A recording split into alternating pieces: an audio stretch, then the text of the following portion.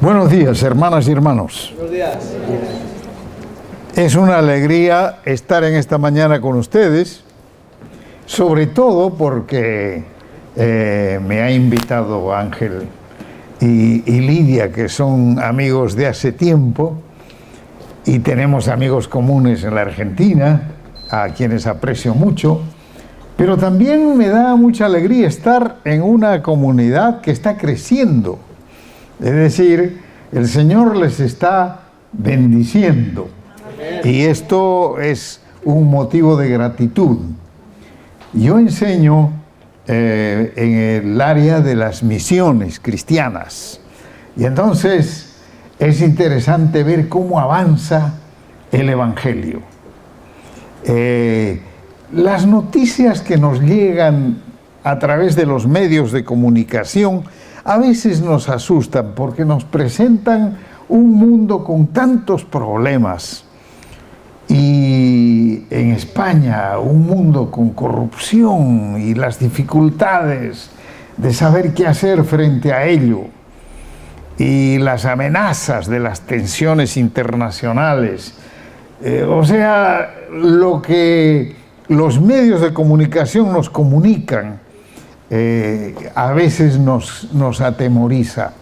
Y los medios de comunicación no nos cuentan otras cosas que están pasando y que son muy importantes.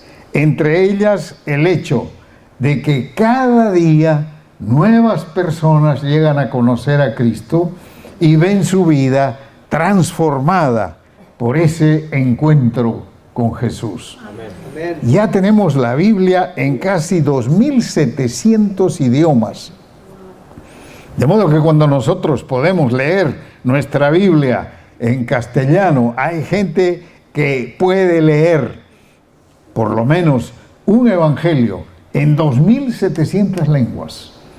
En 2.700 lenguas se glorifica al Señor y se proclama, como lo hemos hecho esta mañana, la fe en Jesucristo y la devoción a Él. Y eso está sucediendo. Las noticias no nos dicen eso, pero es un motivo de alegría saber que en un mundo caído y con tantos problemas, el Señor está en acción y la gente continúa acercándose a Jesús.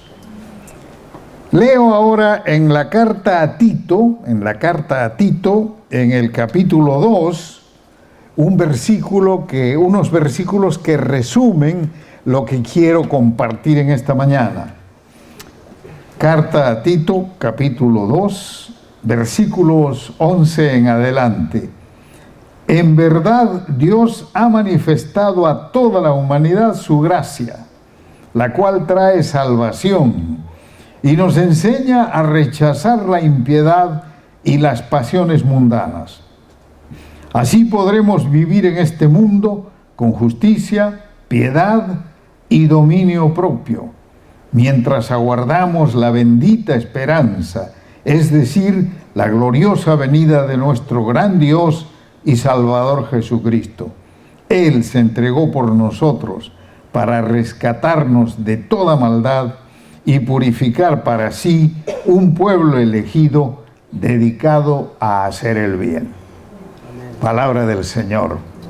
Amén. Y esta mañana quiero pensar con ustedes en los diferentes caminos por los cuales las personas llegan a conocer a Cristo. Vamos a ver varios ejemplos en la Escritura y son todos ellos representativos de formas en las que hoy en día la gente también llega a conocer a Jesucristo. Empezamos con un pasaje muy conocido, porque muchos de ustedes se sabrán de memoria, Juan 3:16, ¿no es cierto? Y seguro que si pido que lo repitamos, todos lo van a repetir, porque de tal manera amó Dios al mundo que ha dado a su Hijo unigénito para que todo aquel que en Él cree no se pierda, mas tenga vida eterna. Esas palabras son parte de una conversación que encontramos en el capítulo 3 del Evangelio de Juan. Y la persona con quien Jesús conversa cuando le dice eso es Nicodemo. Fíjense cómo nos cuenta Juan la entrevista. Dice, había entre los fariseos un dirigente de los judíos llamado Nicodemo. Este fue de noche a visitar a Jesús. Rabí, le dijo, sabemos que eres un maestro que ha venido de parte de Dios, porque nadie podría hacer las señales que tú haces si Dios no estuviera con él. De veras te aseguro que quien no nazca de nuevo no puede ver el reino de Dios, dijo Jesús. ¿Cómo puede uno nacer de nuevo siendo ya viejo?, preguntó Timoteo. ¿Acaso puede entrar por segunda vez en el vientre de su madre y volver a nacer? Yo te aseguro que quien no nazca de agua y del Espíritu no puede entrar en el reino de Dios, respondió Jesús.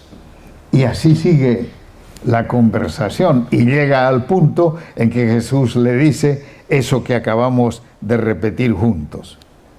Hay gente que es como Nicodemo, que se acerca a Jesús con preguntas, tiene preguntas. Es un buscador, por así decirlo, intelectual.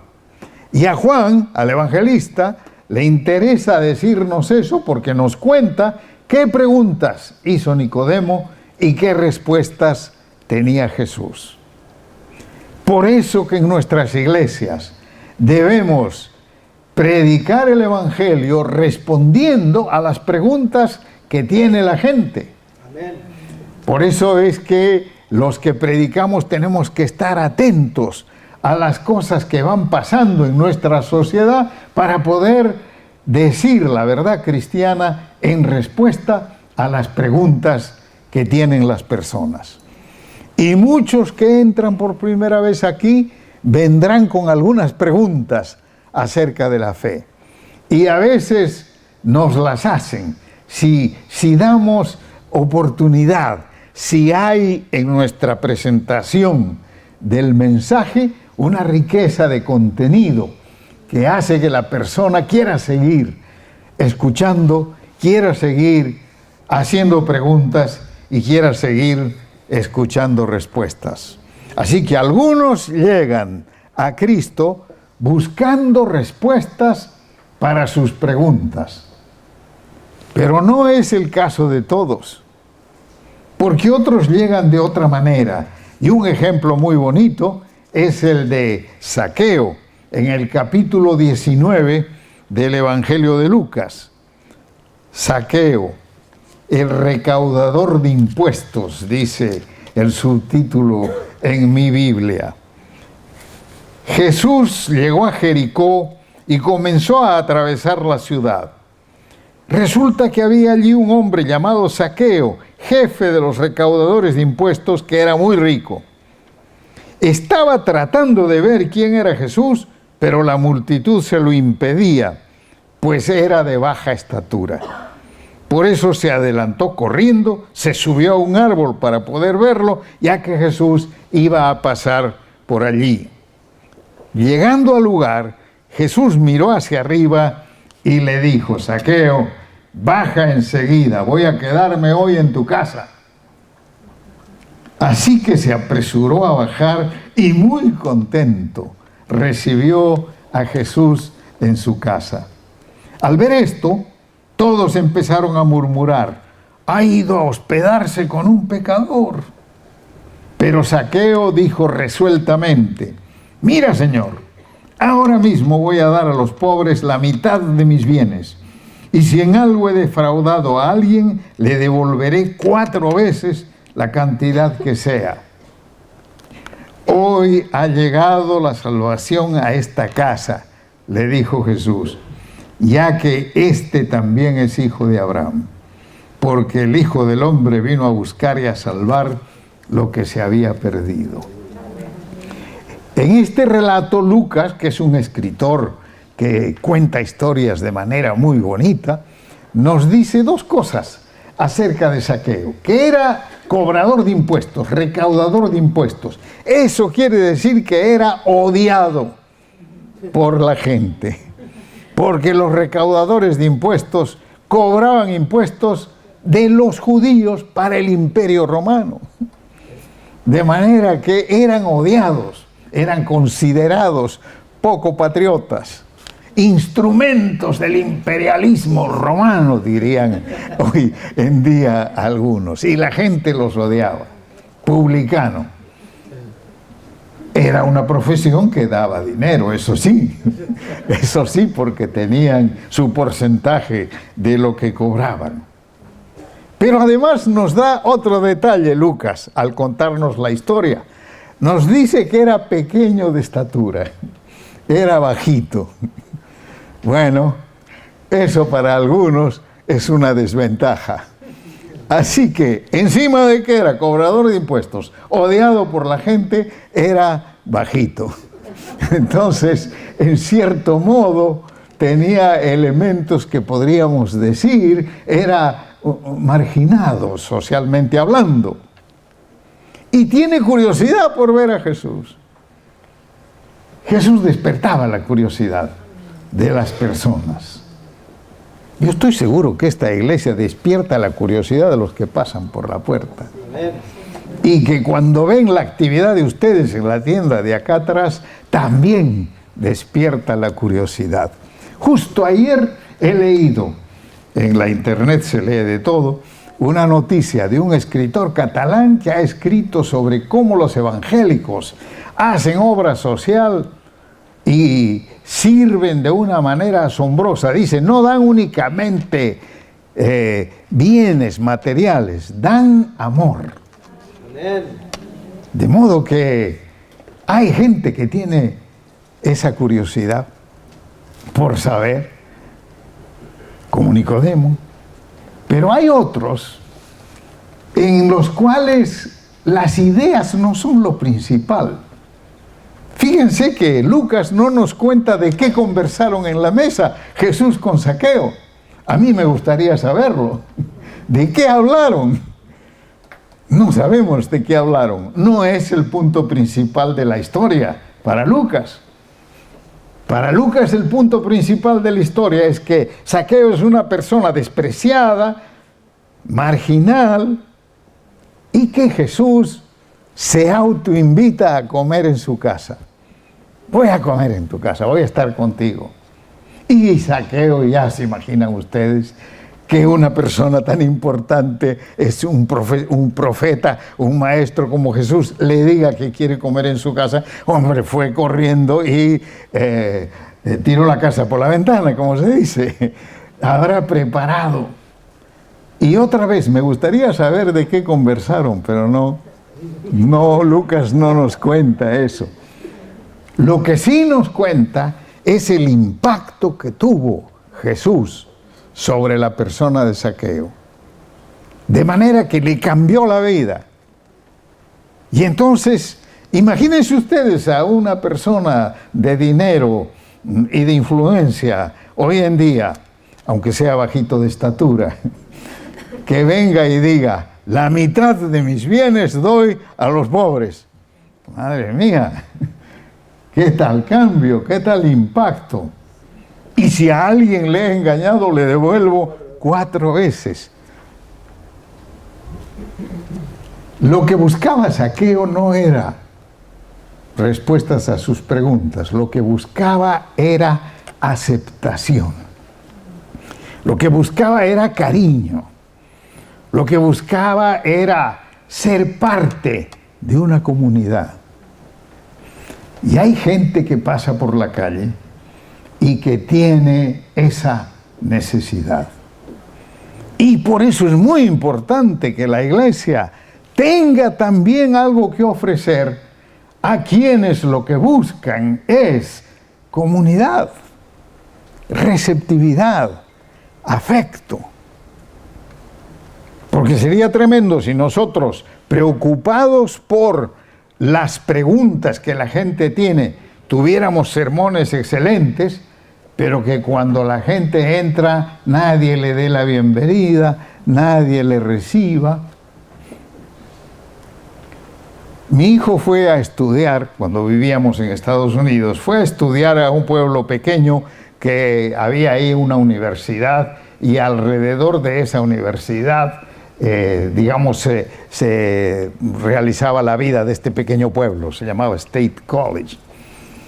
Y el primer domingo que mi hijo estuvo allí, quisimos ir para ver a qué iglesia podía ir mi hijo. Y fuimos en la mañana a una iglesia bautista, que era una iglesia vinculada al seminario donde yo enseñaba. Éramos 4 personas, mis 2 hijos, mi esposa y yo. Y entramos y nadie nos dijo nada.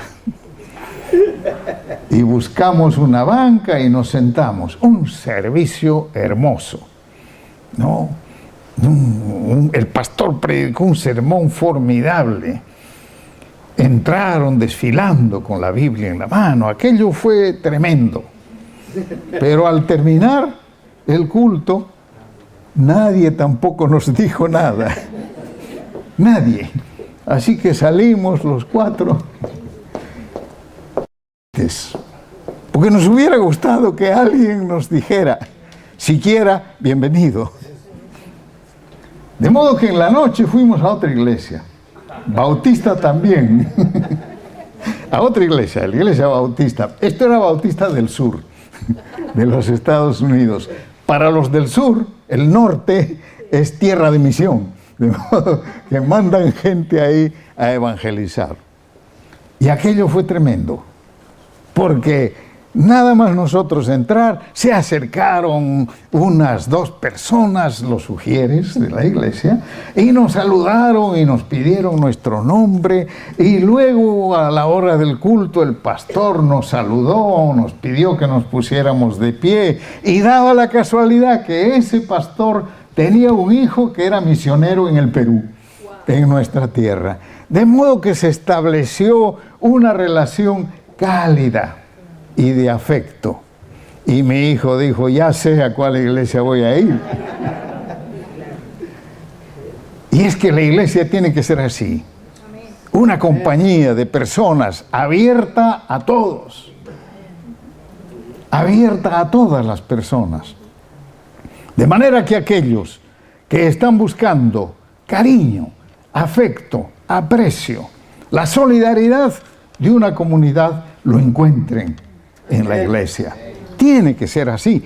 Todas las epístolas tienen exhortaciones diciendo que tenemos que aprender a amarnos, que tenemos que aprender a soportarnos los unos a los otros, que tenemos que aprender a alegrarnos juntos ante el Señor. Esa es una comunidad que atrae a las personas.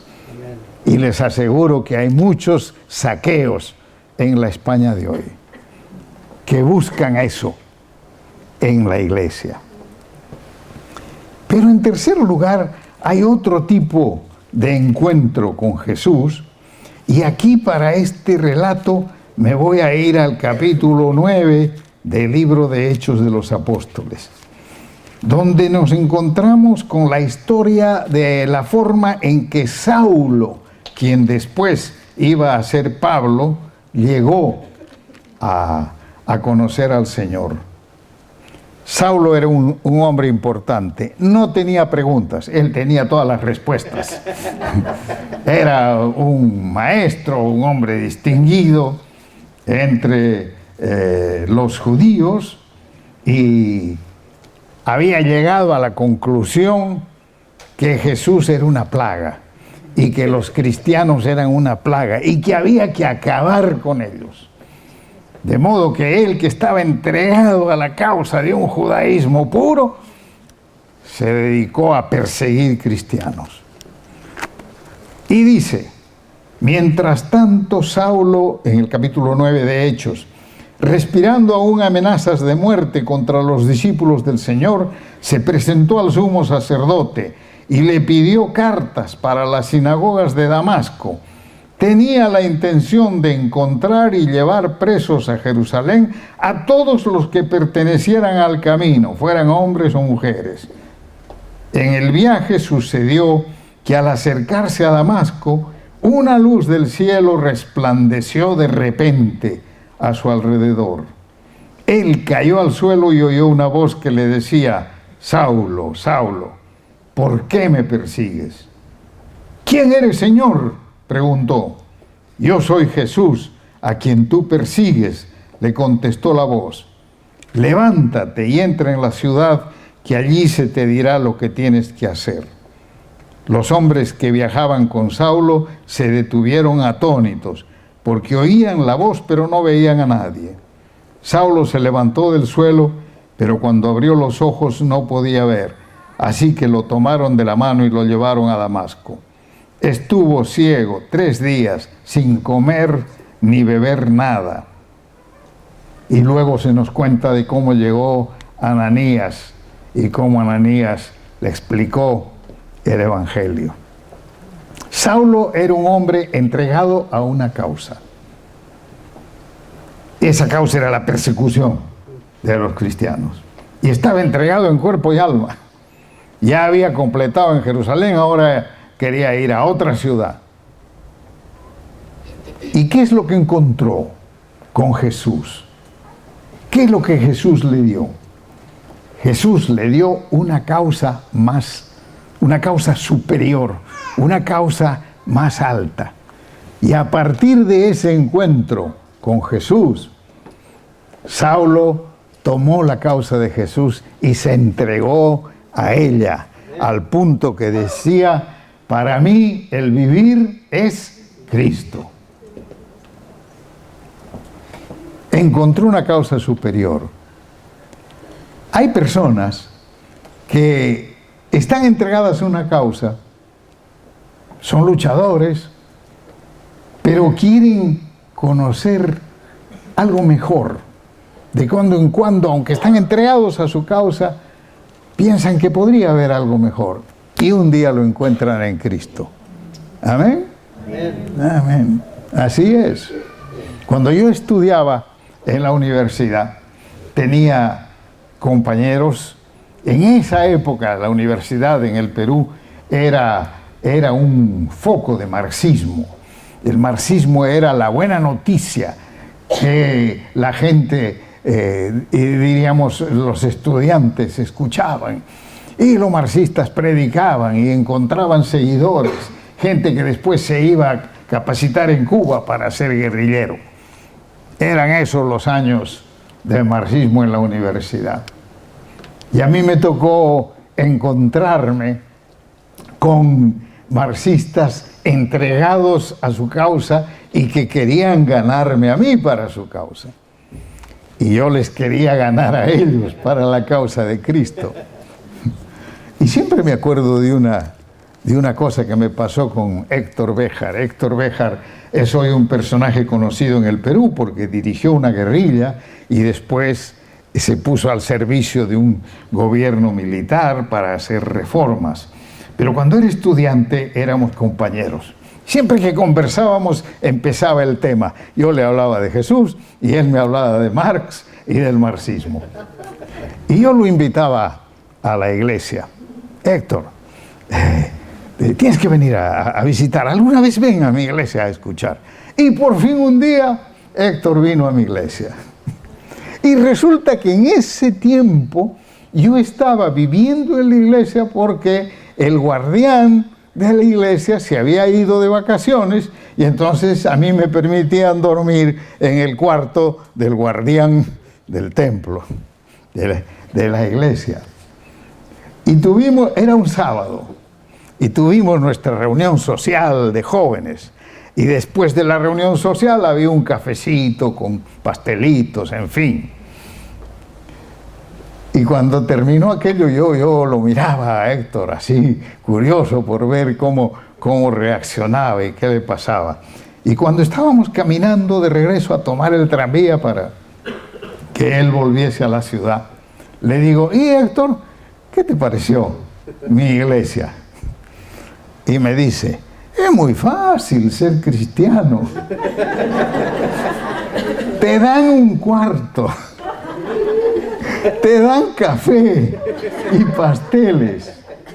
Yo, me dice, Cada vez que pinto una pared con lemas marxistas, me estoy arriesgando a que la policía me lleve preso.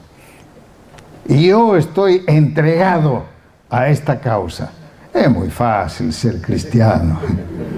Hombre, aquello me tocó, me sacudió. Publiqué un libro el año pasado en el Perú y lo invité a Héctor. Ambos tenemos ya el pelo blanco y nos acordamos aún de la universidad. Y tenemos respeto el uno por el otro. Pero yo he visto a gente como Héctor convertirse al Señor, encontrarse con Cristo, así como Saulo se encontró. Eso es un desafío. Quiere decir que nosotros tenemos que tomarnos en serio nuestra causa cristiana, ¿no? Si la gente llega a este lugar y encuentra una congregación organizada, con muchas actividades, que todas se hacen bien, buscando la excelencia, eso le va a decir, esta gente sabe en lo que cree, esta gente quiere lo que hace. No siempre estamos agradecidos nosotros a los coros, pero a mí me gusta agradecer a los conjuntos musicales y a los coros, porque el ensayo lleva horas y es un trabajo arduo y difícil, pero es parte de lo que hacemos juntos para anunciar el mensaje del Señor, ¿no? Y para alegrarnos como congregación. Pero requiere disciplina.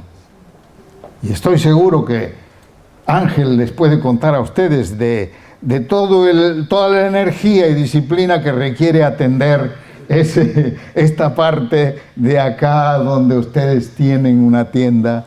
Y es que servir al Señor, tomarse en serio la causa, cuesta. Pero lo hacemos con alegría, ¿no es cierto? Lo hacemos con gozo y estamos entregados. Siempre mi vecino que no es creyente, pero que vive como un hombre muy bueno, se admira que el domingo por la mañana yo temprano me levante y cuando todo el mundo está durmiendo, esté preparándome para ir a la iglesia. No, eso le resulta a él algo admirable. Así tiene que ser. Nuestra entrega a nuestra causa, al Señor, tiene que ser en sí misma algo que atraiga a otros que puede que estén buscando una causa. ¿Amén? Amén. Y el último caso al que quiero examinar con ustedes es el de un ciego, y el relato lo encontramos en Juan capítulo 9.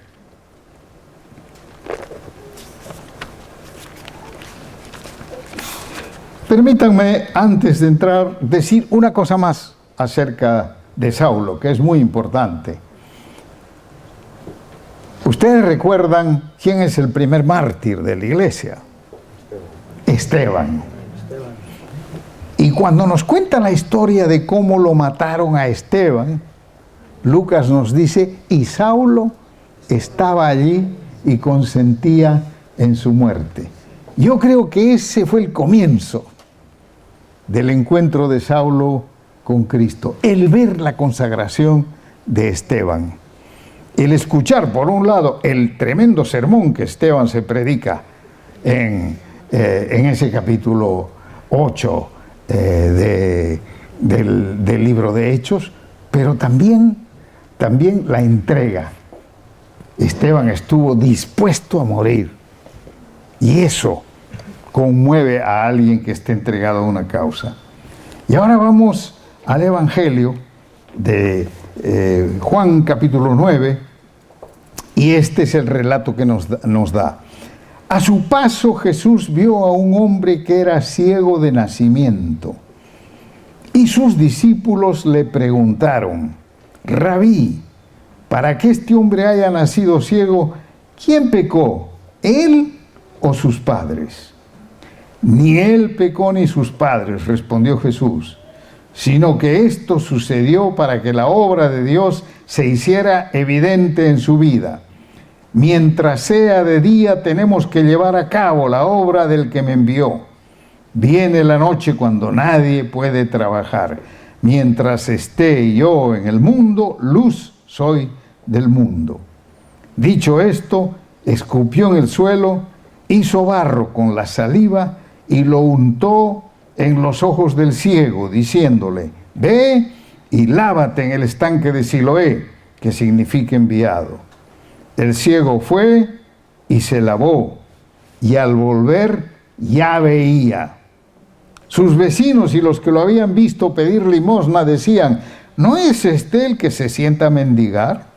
Unos aseguraban: sí, es él. Otros decían: no es él, sino que se le parece. Pero él insistía: soy yo. ¿Cómo entonces se te han abierto los ojos?, le preguntaron. Ese hombre que se llama Jesús hizo un poco de barro, me lo untó en los ojos y me dijo: ve y lávate en Siloé. Así que fui, me lavé y entonces pude ver.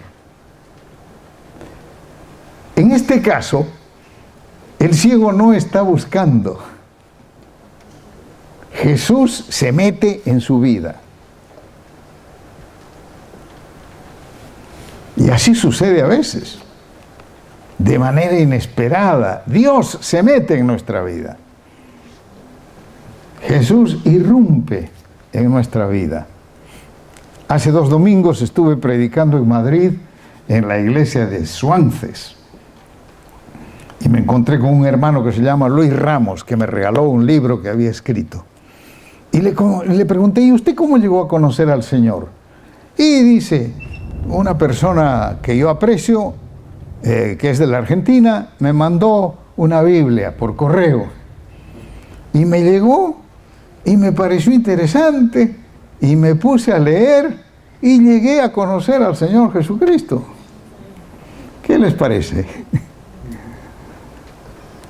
Hay en mi iglesia, en la calle Cuart, una chica que me ha pedido una Biblia para enviársela a una amiga que ella tiene en Estados Unidos.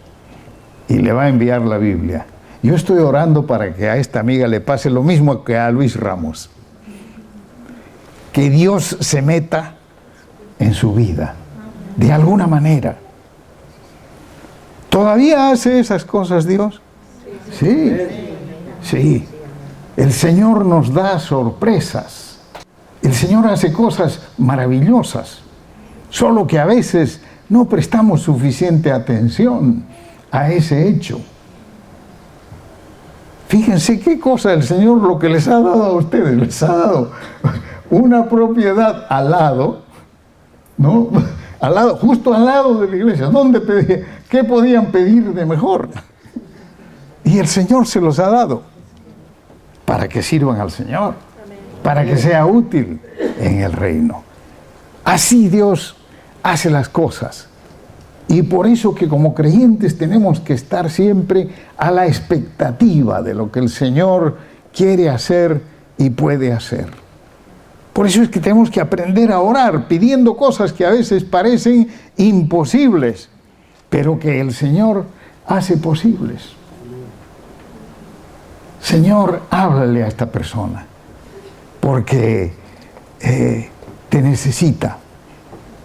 Y es tan difícil esta persona, solo un milagro puede salvarla. Y a veces justo se da eso, esas cosas que pasan. Mi esposa padeció de Alzheimer y varias personas me ayudaron a cuidarla. Entre ellas una señora a quien yo aprecio mucho, una señora colombiana que se llama María y que me ayudaba a cuidar a mi esposa. Y María me contó que cuando ella llegó de Colombia a Madrid, estuvo cuidando a un anciano. Y entonces, con ese cariño, con ese aprecio que tienen las latinoamericanas, pues estaba cuidando a este anciano. Y este anciano tenía un hijo y tenía problemas con el hijo. Y entonces, un día toca la puerta del hijo y Y el anciano le dice a María, no le abras la puerta, no le abras, porque si yo no quiero, ni Dios entre en esta casa. ¿Qué les parece? Es una expresión común, ¿no? Ni Dios tal cosa, ni Dios cual cosa. Pero María nunca había escuchado esa expresión, de modo que no pudo contenerse. Y le dice, ¿cómo va usted a decir eso? De que ni Dios entra en esta casa. Usted sabe quién es Dios. Y aquel hombre no esperaba ese tipo de conversación. Y así poco a poco María le fue hablando de quién es Dios. Y Dios entró en su casa. Y él llegó a ser un creyente en Cristo. Y esto sigue sucediendo. El Señor está buscando a las personas. Es lo que leíamos al comienzo. La gracia de Dios se ha revelado. De manera que Dios sigue buscando en Cristo a las personas. Y a veces hace cosas extraordinarias. Y hemos de pedirle al Señor que haga cosas extraordinarias. Y estar dispuesto a agradecer y aceptar y disfrutar cuando Él hace algo extraordinario. Así que la gente se encuentra con Jesús por diversos caminos. Y lo importante es que una iglesia pueda ser una comunidad en la cual los diferentes tipos de buscadores encuentren a Jesús. ¿No? Que en nuestra iglesia haya una exposición de la verdad de Dios clara y que lo vayamos aprendiendo todos para poder dar razón de nuestra fe. De manera que los que tengan preguntas puedan encontrar respuestas. En segundo lugar, que nuestra comunidad sea una comunidad de amor, de receptividad, que da la bienvenida a las personas sin discriminar, sin entrar en distinciones, donde el que cruza la puerta encuentra un hogar espiritual y una bienvenida. Que nuestra iglesia sea una comunidad disciplinada, entregada al Señor, que se toma en serio su causa. De manera que cuando alguien que tiene inclinaciones activistas y que está buscando una causa, cruza la puerta de la iglesia, encuentre aquí una comunidad entregada a la causa de Cristo, disciplinadamente. Y que nuestra iglesia sea también una comunidad que espera que el Señor obre maravillas, obre a cosas que parecen imposibles y difíciles, y el Señor lo va a seguir haciendo. Y de simplemente escuchar lo que hemos escuchado en esta mañana de anuncios y de noticias, me doy cuenta que esta es una iglesia que espera grandes cosas del Señor. Que el Señor les bendiga, hermanos.